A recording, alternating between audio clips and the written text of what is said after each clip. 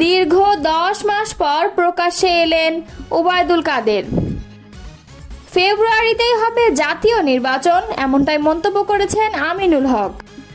প্রয়োজনে 300 আসনের প্রার্থী জোট গড়তেও প্রস্তুত, মন্তব্য করেছেন মামুনুল হক। আবু সাঈদ হত্যা মামলার আনুষ্ঠানিক অভিযোগ ট্রাইব্যুনালে দাখিল। এতক্ষণ শুনছিলেন সংবাদ শিরোনাম, এবারে বিস্তারিত। গত বছরের 5 আগস্ট আওয়ামী লীগ সরকারের পতনের পর থেকে দলটির সাধারণ সম্পাদক ওবায়দুল কাদেরকে প্রকাশ্যে দেখা যায়নি, কিন্তু সম্প্রতি তিনি প্রকাশ্যে এসে বর্তমান সরকারের সমালোচনা করেছেন।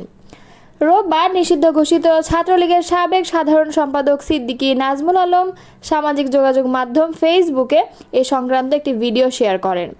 ভিডিও ক্যাপশনে তিনি লেখেন, দীর্ঘ 10 মাস পর প্রকাশ্যে এলেন দলের সাধারণ সম্পাদক। এদিকে সিদ্দিকী নাজমুল আলমের শেয়ার করা ভিডিওতে দেখা যায় ওবায়দুল কাদের বলছেন, আওয়ামী লীগকে বাদ দিয়ে বাংলাদেশে গ্রহণযোগ্য ও বিশ্বাসযোগ্য নির্বাচন হতে পারে না।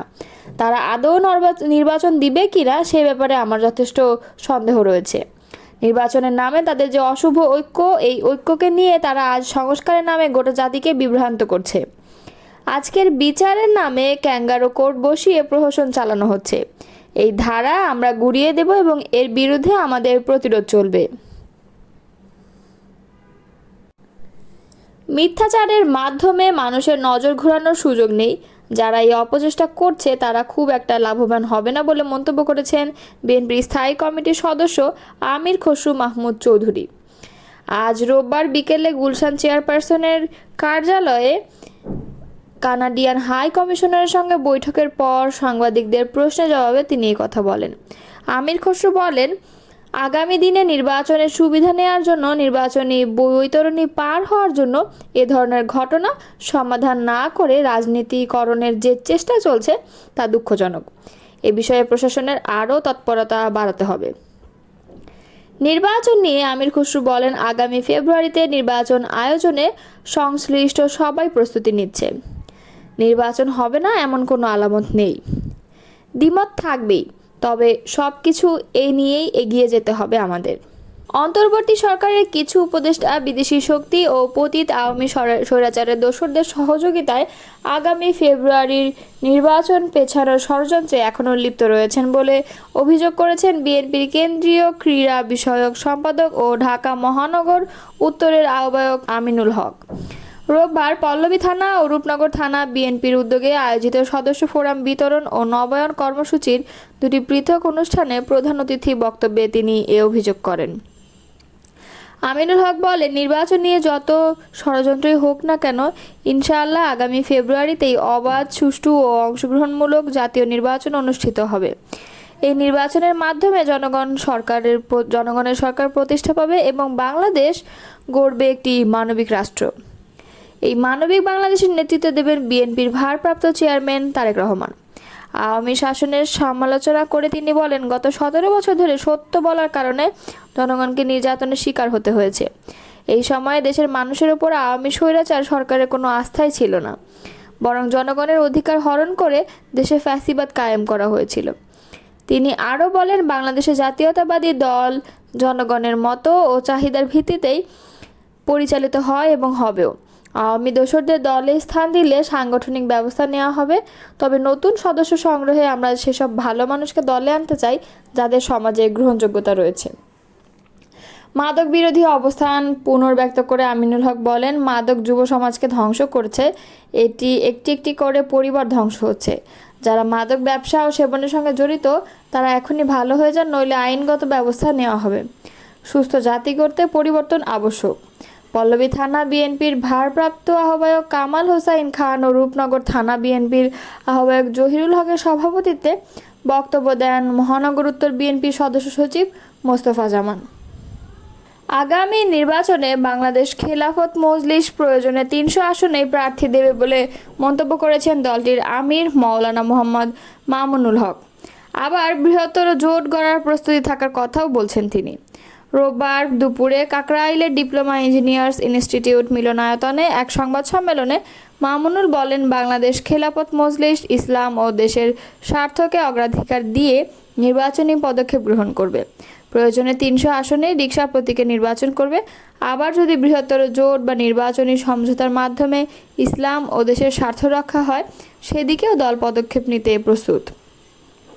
মামুনুল বলেন, বর্তমান সরকারের কাছে আমাদের দাবি হলো নির্বাচনী কাঠামোর যেসব বিষয় এখনও অমীমাংসিত তা দ্রুত জাতির সামনে স্পষ্ট করতে হবে। সংসদে দ্বিকক্ষীয় কাঠামোর বিষয়ে ঐক্যমত থাকলেও উচ্চকক্ষ ও নিম্নকক্ষ কিভাবে গঠিত হবে সে বিষয়ে এখনই সিদ্ধান্ত প্রয়োজন। আনুপাতিক হারে ভোটের বিষয়ে খেলাফত মজলিসের অবস্থান তুলে ধরে মাওলানা মামুনুল হক বললেন, আমরা আংশিক পিআর সিস্টেম চাই। বর্তমান ব্যবস্থায় সংখ্যাগরিষ্ঠের মতামতের প্রকৃত প্রতিফলন ঘটে না। তাই ন্যায্য ও অন্তর্ভুক্তিমূলক প্রতিনিধি নির্বাচনে আংশিক পিআর সিস্টেম নিম্নকক্ষে ও পূর্ণ পিআর সিস্টেম উচ্চকক্ষে চালু করা প্রয়োজন। বাংলাদেশ খেলাফত মজলিস বিশ্বাস করে দেশের স্বার্থে একটি শক্তিশালী ও গঠনমূলক বিরোধী দল থাকা প্রয়োজন। বিরোধী দলকে নিশ্চিহ্ন করার রাজনীতি বাংলাদেশে চলবে না। স্থানীয় সরকার নির্বাচন রাজনৈতিক দলগুলোর ঐক্যমতের ভিত্তিতেই হতে হবে বলে মন্তব্য করেন তিনি। সংবাদ সম্মেলনে অন্যদের মধ্যে দলের মহাসচিব মাওলানা জালাল উদ্দিন আহমদ, অভিভাবক পরিষদের সদস্য মাওলানা আকরাম আলী, সিনিয়র নায়েবে আমির মাওলানা মহিউদ্দিন রব্বানী, মাওলানা শাহিনুর পাশা চৌধুরী ও যুগ্ম মহাসচিব মাওলানা আতাউল্লাহ আমিন উপস্থিত ছিলেন। জুলাই গণঅভ্যুত্থানে প্রথম শহীদ আবু সাঈদ হত্যা মামলার আনুষ্ঠানিক অভিযোগ দাখিল করেছে প্রসিকিউশন। সেখানে রোকেয়া বিশ্ববিদ্যালয়ের সাবেক প্রক্টর সহ 30 জনকে আসামি করা হয়েছে। সোমবার ট্রাইব্যুনাল 2 এই অভিযোগ দাখিল করা হয়। এর আগে আবু সাঈদ হত্যার বিচার চেয়ে তার পরিবার গত 13 জানুয়ারি আন্তর্জাতিক অপরাধ ট্রাইব্যুনালে আনুষ্ঠানিক অভিযোগ দেয়। সেই মামলার তদন্ত শেষ করেছে তদন্ত সংস্থার প্রতিবেদন হাতে পায় প্রসিকিউশন। হত্যাকাণ্ডে মিলেছে 30 জনের সম্পৃক্ততা। তাদের মধ্যে পুলিশ ছাড়াও বিশ্ববিদ্যালয় প্রশাসন ও ছাত্রলীগ নেতৃবৃন্দের নাম রয়েছে। আবু সাঈদ হত্যা মামলাটি আন্তর্জাতিক অপরাধ ট্রাইব্যুনালের প্রথম মামলা। এই মামলায় কারাগারে থাকা 4 আসামি হলেন পুলিশ কর্মকর্তা আমির হোসেন, কনস্টেবল সুজন চন্দ্র, বেরবির সাবেক প্রক্টর শরীফুল ইসলাম এবং বিশ্ববিদ্যালয় শাখা ছাত্রলীগের সাধারণ সম্পাদক ইমরান চৌধুরী। রংপুরে বেগম রোকেয়া বিশ্ববিদ্যালয়ের শিক্ষার্থী আবু সাঈদ হত্যা মামলায় আনুষ্ঠানিক অভিযোগ আমলে নিয়েছে ট্রাইব্যুনাল। একই সাথে রংপুর বেগম রোকেয়া বিশ্ববিদ্যালয়ের সাবেক ভিসি হাসিবুর রশিদ বাচ্চু, প্রক্টর শরীফুল ইসলাম সহ রংপুর 26 জনের বিরুদ্ধে গ্রেপ্তারি পরোয়ানা জারি করা হয়েছে। এর আগে সকালে জুলাই গণঅভ্যুত্থানের প্রথম শহীদ আবু সাঈদ হত্যা মামলার আনুষ্ঠানিক অভিযোগ দাখিল করে প্রসিকিউশন। প্রক্টর সহ 30 জনকে আসামি করা হয়। তাদের মধ্যে পুলিশ ছাড়াও ছাত্রলীগ নেতৃবৃন্দের নাম রয়েছে। বেরবির প্রক্টর শরীফুল ইসলাম, বিশ্ববিদ্যালয় শাখা ছাত্রলীগের সাধারণ সম্পাদক ইমরান চৌধুরী, এই 4 জন বাদে বাকি 26 জনের নামে গ্রেপ্তারি পরোয়ানা জারি করেছে ট্রাইব্যুনাল। আবু সাঈদ হত্যার বিচার চেয়ে তার পরিবার গত 13 জানুয়ারি আন্তর্জাতিক অপরাধ ট্রাইব্যুনালে আনুষ্ঠানিক অভিযোগ দেয়। সেই মামলার তদন্ত শেষ করেছে তদন্ত সংস্থা। প্রতিবেদন হাতে পায় প্রসিকিউশন। তদন্তে হত্যাকাণ্ডে 30 জনের সম্পৃক্ততা পাওয়া গিয়েছে।